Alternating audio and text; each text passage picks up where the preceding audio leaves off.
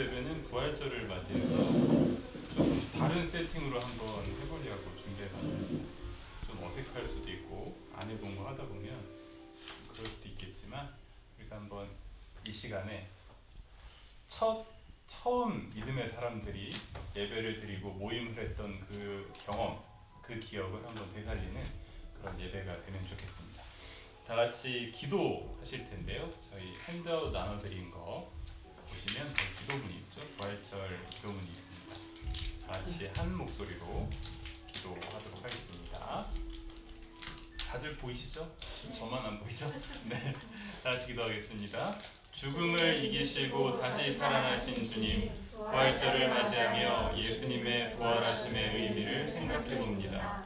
아침에 눈을 뜨면 지구 곳곳에 재난과 전쟁 소식, 파괴된 자연환경, 슬픔과 분노, 두려움과 불안으로 가득한 얼굴, 우리의 일상이 된 것 같습니다.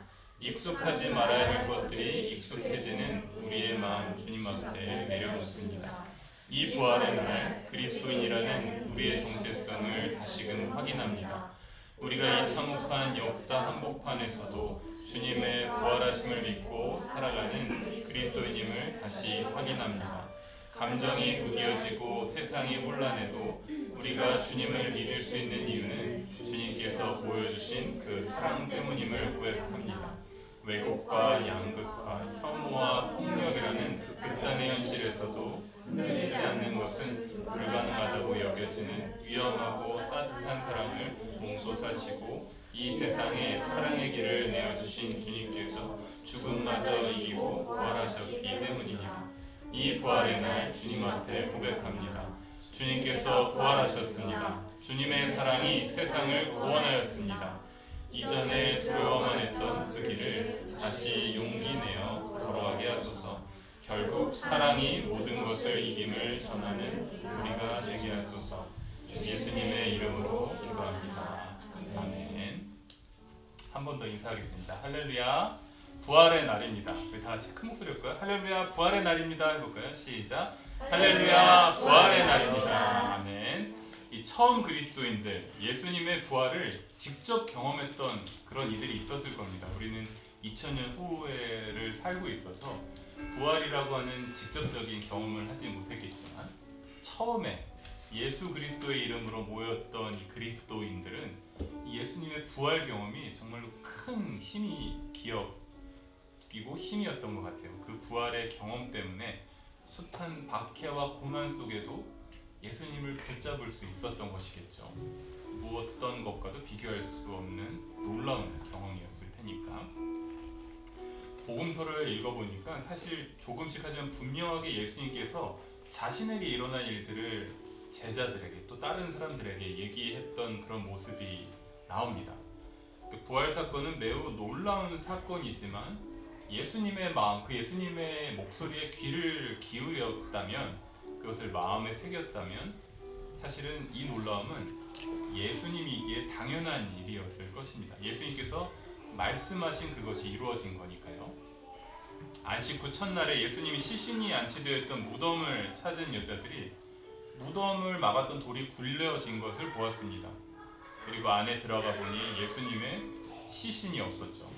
누가복음은 이 이야기를 이렇게 전합니다. 빈 무덤에서 당황해하는 사람들에게 눈부신 옷을 입은 두 사람이 갑자기 나타나 이야기합니다. 어찌하여 여러분은 살아계신 분을 죽은 사람들 가운데서 찾고 있습니까? 그분은 여기 계시지 않고 살아나셨습니다. 갈릴리에 계실 때 여러분에게 하신 말씀을 기억해 보십시오. 나는 반드시 죄인의 손에 넘어가서 십자가에 처형되고 사흘째 되는 날에 살아나야 한다라고 하셨습니다. 누가복음 24장 5절에서 7절입니다.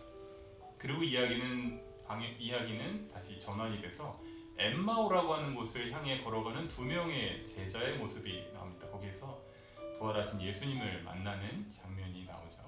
그 제자들마저도 예수님의 모습을 보고 예수님인 줄 몰랐다가 그 예수님과 헤어진 후에 내가 예수님을 만났구나 이렇게 고맙게 되고, 그 다음 장면에서는 11제자가 모여있는 자리에 예수님을 배반했던 가룟 유다를 제외한 11제자가 모여있던 자리에 예수님께서 나타나신 장면입니다. 이 장면에서 예수님은 제자들에게 자기 손을 보여주고 자기 발을 보여줍니다. 다른 복음서에서, 요한복음서에서는 예수님께서 손과 발, 허리, 온몸에 남겨진 상처를 보여주고 한 제자 도마에게는 직접 만지게도 하십니다. 그리고 제자들과 함께 식사를 하신 후에 이런 말씀을 하죠. 오늘 나눠드린 순서지에 있는 말씀입니다. 24장 44절에서 48절 말씀을 다 같이 읽어보겠습니다. 내가 전에 너희와 함께 있을 때 너희에게 말하기를 모세의 율법과 예언서와 시편에 나를 두고 기록한 모든 일이 반드시 이루어져야 한다고 하였다. 이렇게 기록되고 있다. 곧 그리스도는 고난을 겪으시고 사흘째 되는 날에 죽은 사람들 가운데서 살아나실 것이며 그의 이름으로 죄사함을 받게 하는 회개가 모든 민족에게 전파될 것이다 하였다. 예루살렘부터 시작하여 너희는 이 일에 이릅니다. 오늘 우리에게 주신 하나님의 말씀입니다. 말씀을 주신 하나님께 감사드립니다. 네, 다음 주부터 외워할 수 있겠죠? 이렇게 써놓지 않아도 잘할 수 있습니다. 부활하신 주님께서 제자들에게 당부하신 마지막 말을 한번 기억해 볼까요? 너희는 이 일의 증인이다.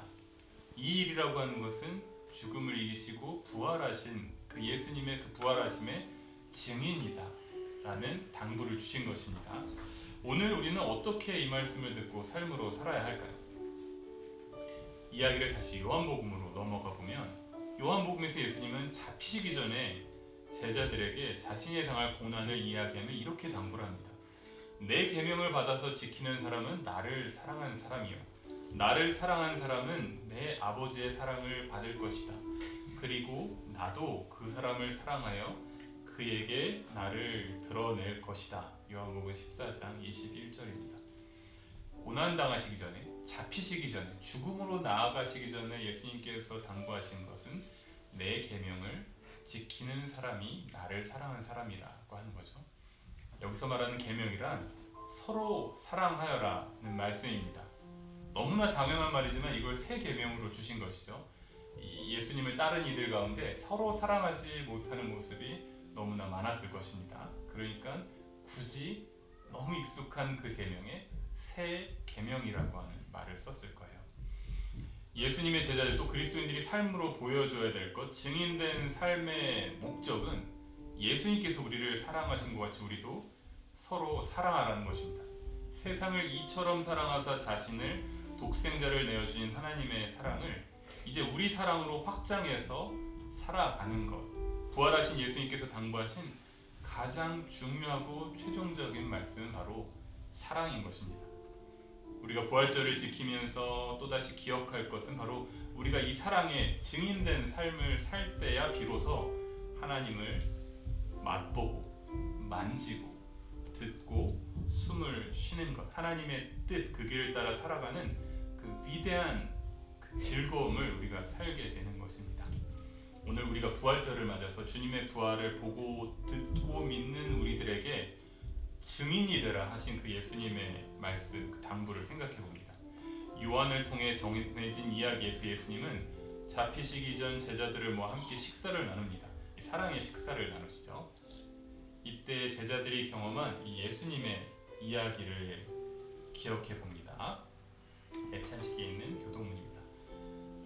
가난한 이들의 친구가 되어 주십니다. 다 함께 아픈 사람을 멀리하지 않으시고 쫓아주십니다. 사람들에게 손가락질 당하던 이들의 친구가 되어 주십니다. 배고픈 사람들에게 먹을 것을 주십니다. 미움이 가득한 사람들의 마음을 녹여 잔잔한 물결이 되게 하십니다. 하나님 나라의 복된 소식을 전하십니다. 그리고 지금 이 시간 우리가 함께 이 빵과 잔을 나눌 때 우리에게 당신의 그 따뜻한 사랑을 주시고 또 우리가 새로운 존재로 변화되게 하십니다. 온 인류를 사랑하신 예수님의 기억, 우리를 사랑하셔서 죽음마저도 이기신 이 부활의 기억을 이 시간 여기 있는 우리 모두의 마음속에 담아내기를 원합니다. 주님께서 부활하심을 통해 우리에게 말씀하시고자 하는 것, 지금 이 시간 함께 사랑의 식탁을 나누는 우리에게 보여주시고자 하는 마음은 바로 사랑입니다. 그 사랑의 소망입니다. 오늘 우리가 나눈 이 식탁은 사실 성찬식이라기보단 사랑으로 묶여진 우리 공동체의 식탁, 그래서 애찬이라는 말을 한번 적어봤습니다. 주님께서 제자들과 함께 식사를 나눌 때에 받아 먹으라, 이는 너희를 위하여 주는 내 몸이니 먹을 때마다 나를 기억하여라 말씀하셨습니다. 그리고 자리로 돌아오셔서 잔을 드시고 말씀하십니다. 이 잔을 마시라, 이는 죄사함을 얻게 하려고 많은 사람들을 위해 흘린 새 언약의 피니 이를 행할 때마다 나를 기념하여라 말씀하십니다. 비록 이 자리에 있는 것은 비록 빵 한 조각과 포도 주스에 불과하지만 이 시간 우리를 불러주신 하나님께서 함께 이 음식을 나눌 때 예수님과 하나가 되게 하십니다. 함께 사랑의 식탁을 나누는 우리 모두 하나가 되게 하십니다. 이제 다 같이 기도하도록 하겠습니다.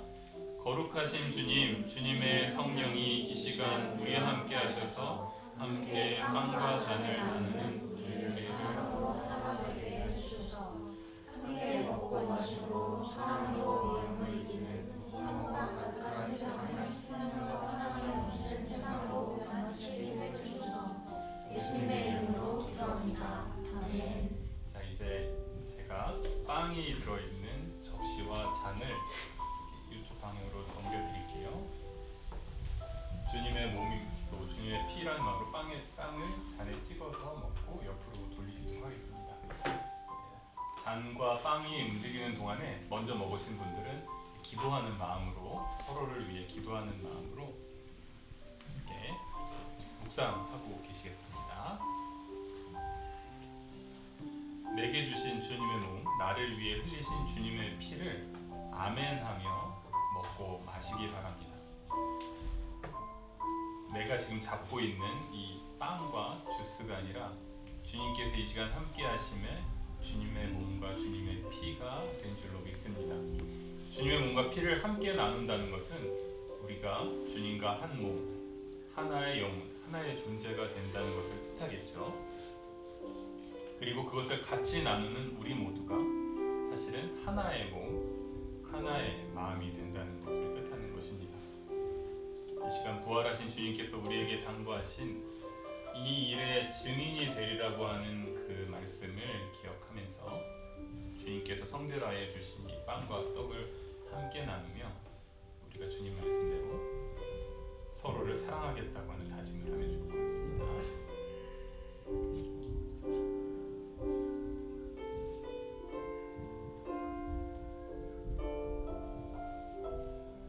마지막으로 메시지를 전합니다. 결국은 사랑입니다. 주님이 이 땅에 오신 것, 고난을 당하시고 죽으신 것도 모두 사랑입니다. 또 부활하신 것도 사랑입니다. 예수님께서 자신에 대해 말씀하신 모든 것들이 이루어진 그 모든 것, 결국 사랑입니다. 죽음이 끝이 아니라는 것을 밝히신 이 소망의 선언입니다. 이 사랑은 단지 하나의 사건, 그저 기억해야 할 중요한 사건이 아니라 우리가 살아갈 삶의 방향을 결정해 주는 것입니다. 부활하신 주님께서 우리에게 새로운 생명의 길을 열어주시고 우리가 누군가를 위한 그 새로운 생명의 길이 되게 하신 것입니다. 오늘 또 제가 나눠드린 핸드아웃에 있는 글의 주인공은 이 도로티 데이라고 하는 미국의 평화주의자이자 카톨릭교의 평화주의자이자 사회운동가이신 분인데요. 특히 미국 경제 대공황 시기에 카톨릭 노동자 운동을 주도했던 분입니다. 이분의 자서전이 있는데 The Long Loneliness라고 하는 그 책에서 자신의 삶을 되돌아보며 이렇게 말을 합니다. 우리 핸드아웃 앞쪽에 있는 거를 한 목소리로 한번 읽어볼까요? 시작. 결국 우리가 말할 수 있는 가장 결정적인 말은 그저 사랑입니다. 때때로 사랑이라는 말은 매우 힘들고 두려운 말이기도 합니다.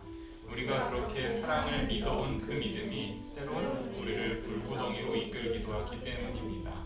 하지만 우리는 서로를 사랑하지 않고는 하나님을 사랑할 수 없습니다. 사랑하기 위해서는 서로를 이해해야만 합니다. 아멘. 우리가 빵을 나누고 잔을 나눌 때 우리는 하나님을 압니다. 그리고 하나님을 아는 우리는 더 이상 혼자가 아니라는 것을 알게 됩니다. 우리를 사랑하신 그 하나님의 마음을 아는 우리는 더 이상 혼자가 아니라 우리입니다. 혼자가 아닌 우리를 이루게 하신 것, 그것은 결국 사랑입니다. 믿으시면 아멘. 하나님의 그 마음, 그 사랑의 약속이 다시 우리 마음속에 들려지기를, 보여지기를 소망해 봅니다. 그리고 우리도 결국은 사랑입니다. 우리가 삶을 살아가면서 매 시간 매 순간 우리가 경험하는 모든 경험들이, 우리가 만나는 모든 만남들 가운데 그 중심에 결국 사랑이 있다는 것을 발견하는 삶이 되면 좋겠습니다. 사랑으로 죽으시고 사랑으로 다시 살아나신 그 주님의 길, 그 사랑의 길을 걸어가는 우리들이 다 되기를 소망합니다. 제가 기도하겠습니다. 부활절을 지내며 주님이 어떤 분이신지 깨닫기를 원합니다. 주님은 우리가 이 세상에서 어떤 사람이 되어야 할지 주님의 마음을 헤아려 보는 우리가 되기 원합니다. 우리의 마음이 당신의 사랑으로 넘쳐나기를, 가난한 사람, 억눌린 사람, 사람들에게 잊혀진 사람들에게 깊은 연민과 동정의 마음으로 흘러넘치기를 원합니다. 나라는 감옥에만 매몰되어 형제, 자매, 이웃을 보지 못하는 삶, 그 무덤과도 같은 삶을 벗어나 우리의 형제, 자매, 이웃의 삶에 함께하며 사랑을 나누게 하소서. 주님의 부활, 그 신비를 경험한 사람들답게 우리가 만난 모든 이들에게 소망을 전하는 우리 모두가 되게 하소서. 부활하신 주님, 지금도 살아계셔서 우리와 함께 하시는 주 예수 그리스도의 이름으로 기도합니다. 아멘.